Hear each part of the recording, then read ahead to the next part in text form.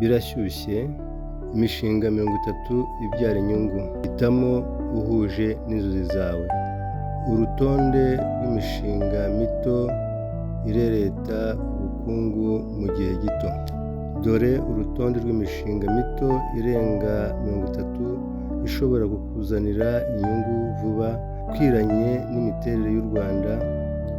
Ishoramari rito, inyungu yihuse, isoko rirahari kandi cyane. Nayishyize mu byiciro bitandukanye kugira ngo byorohere gusobanukirwa.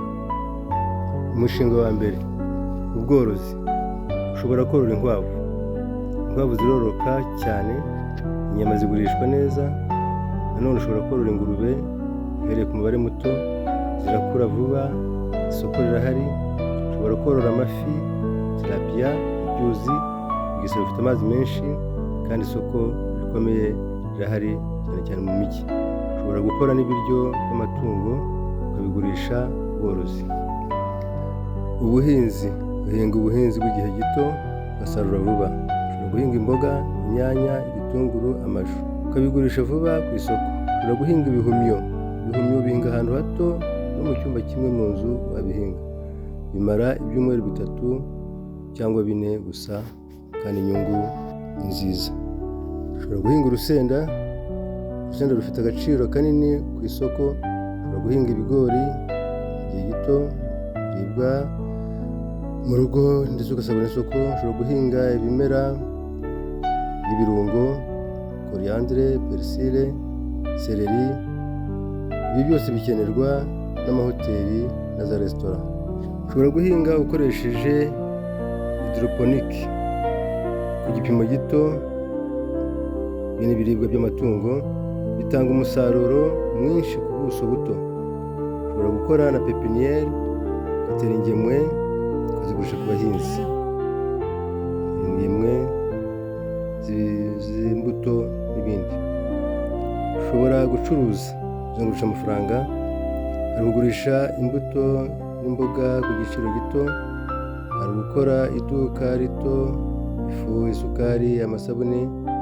Hari kugurisha imyenda ya caguwa cyangwa imishya. Ushobora kugurisha inkweto nshya cyangwa zakoreshejwe, isoko rirahari. Ushobora kugurisha airtime, mobile money. Bikunze gukoresha buri munsi kandi bitanga umusaruro. Ushobora gutanga amazi meza ya Rwakibirizi. Abafite agatugare n'abasore bafite kunyonga babikora. Ni ingenzi mu duce tumwe na tumwe. Ushobora gukoresha amakara cyangwa inkwi.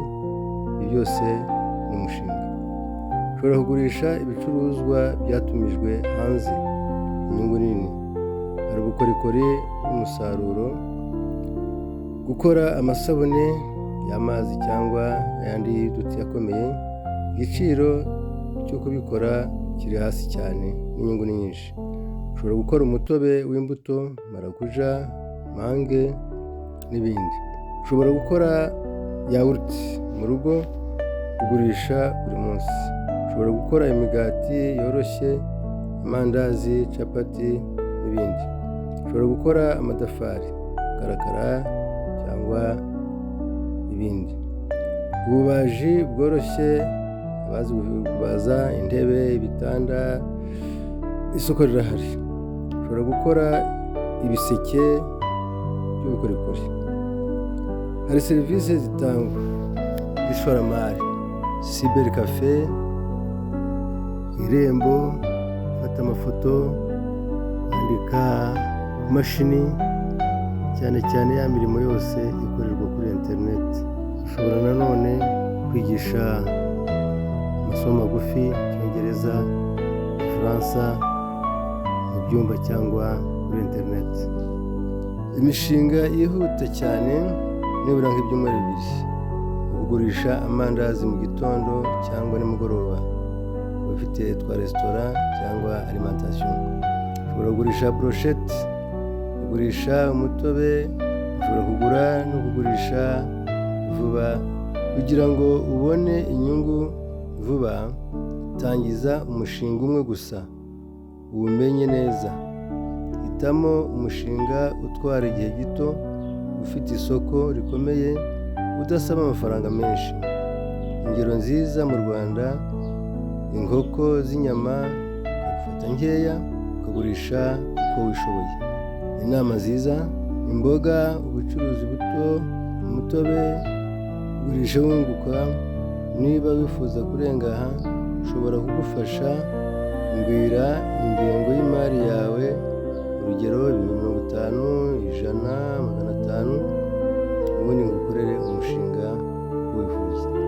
Kanda kuri Kora Assistance wibaze ibibazo wifuza byose bijyanye no kwihangira umurimo, uburyo wategura umushinga.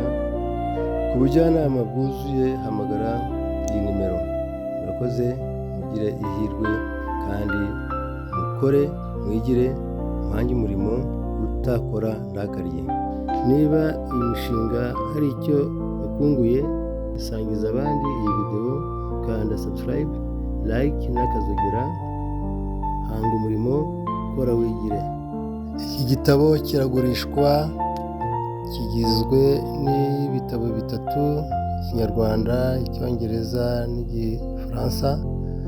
Gikubiyemo amasomo yose, uburyo wakora bizinesi mu Rwanda, n'uko wakorana na RDB n'ibindi bigo by'imari byose, amabanki, za SACCO, ndetse n'uko wakorana n'umujyanama mu by'ubucuruzi BDA witwa Sitani.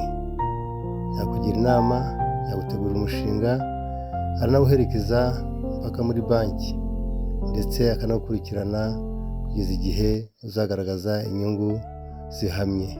Murakoze cyane. Mugire ubukire n'amafaranga musingiza Imana.